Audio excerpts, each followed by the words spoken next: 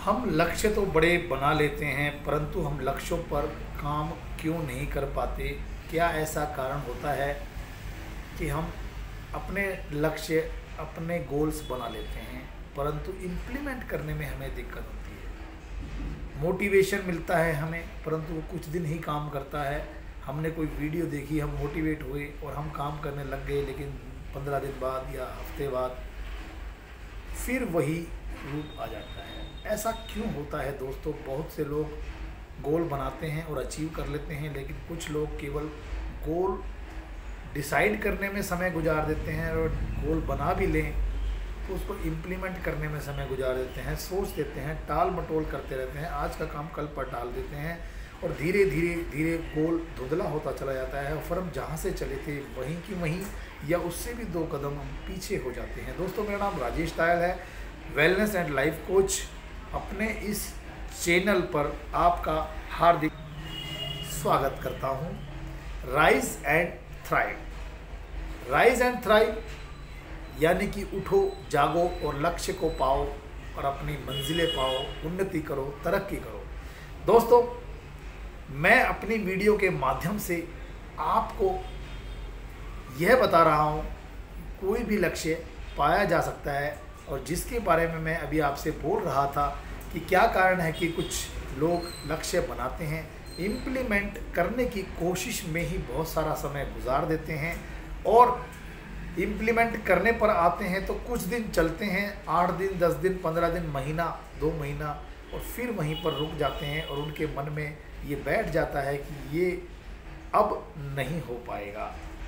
दोस्तों, इसका क्या कारण है? और आपके साथ ही कुछ लोग होते हैं जो लक्ष्य बनाते हैं, चाहे उसी फील्ड में बनाएं, और वो लक्ष्य को बहुत जल्दी पा भी लेते हैं और आगे बढ़ जाते हैं और हम सिर्फ हाथ मलते रह जाते हैं। दोस्तों, ये एक पैटर्न के कारण होता है। हमारा जो माइंड है उसमें एक पैटर्न बना होता है या बन जाता है पुरानी मेमोरीज़ के कारण, यानी कि पास्ट में आपके साथ कोई ऐसी घटना हुई होगी जिस घटना के कारण हमारे जो न्यूरॉन हैं, यानी कि हमारे जो माइंड की सेल्स हैं, हमारे ब्रेन की सेल्स हैं, उनमें वो पैटर्न बन जाता है, एकदम बना दिया जाता है। वो जब भी आप इम्प्लीमेंट करने पर आते हैं तो वो हमेशा आपको रोक लेता है। आपने कई बार अक्सर देखा होगा कि हम चलते चलते अचानक कुछ याद आता है और हम जिस तरफ जा रहे थे वहाँ छोड़ करके हम उसमें उलझ जाते हैं। आपने इसका पॉजिटिव रूप भी देखा होगा कि हम अगर किसी गाड़ी, स्कूटर, बाइक से जा रहे होते हैं तो वो रास्ते में या तो स्टार्ट नहीं होती है या ख़राब हो जाती है या रुक जाती है, और बाद में देखा तो हमें पता लगता है कि अच्छा हुआ हम समय पर नहीं पहुँचे, नहीं तो कुछ अनर्थ हो जाता। दोस्तों, ये हमेशा ऐसे ही चलता रहेगा, क्योंकि ये जो यूनिवर्स है, ये जो प्रकृति है, नेचर है, ब्रह्मांड है, जिसको आप जिस भाषा में कहें, चाहे उसको ईश्वर कहें, भगवान कहें, कुछ भी कहें, वो आपके हमेशा साथ खड़ा होता है, आपके हमेशा पास खड़ा होता है, आपको आपदाओं से बचाता है, आपको गलत रास्ते चुनने से भी बचाता है, लेकिन वो डायरेक्टली कुछ नहीं करता, एक संकेत देता है। अगर आप उस संकेत को नहीं समझ पाते हैं तो वो घटना अनर्थ में बदल जाती है या वो घटना एक पॉजिटिव घटना में बदल जाती है। बहुत सारी चीज़ें होती हैं। अब बात आती है हमारा ब्रेन कैसे काम करता है। दोस्तों, आपने बहुत कुछ सुना होगा सबकॉन्शियस माइंड के बारे में, कॉन्शियस माइंड के बारे में। तो सबकॉन्शियस माइंड आखिर है क्या? क्या है ये सबकॉन्शियस माइंड? कैसे काम करता है? दोस्तों, जैसा आप जानते हैं कि एक होता है कॉन्शियस माइंड, जैसे देखना, सुनना, टच करना, फील करना, ये सब कॉन्शियस माइंड में आते हैं। जैसे आप मेरी वीडियो देख रहे हैं या आपने कुछ देखा अपने आसपास की घटनाओं को, तो लॉजिकल चीज़ होती हैं, यानी कि आपको वो दिख रहा है इसलिए वो है। यानी कि आपने सुना कोई चीज़, मेरी वीडियो की मेरी आवाज़ सुन रहे हैं, यानी कि वो कुछ है, इसलिए आप लॉजिकली कॉन्शियस माइंड से वो चीज़ देख रहे हैं, तो यानी कि वो है। एक मैं आपको कहूँ कि आंख बंद करके आप काले हाथी के बारे में या सफ़ेद हाथी के बारे में मत सोचिए।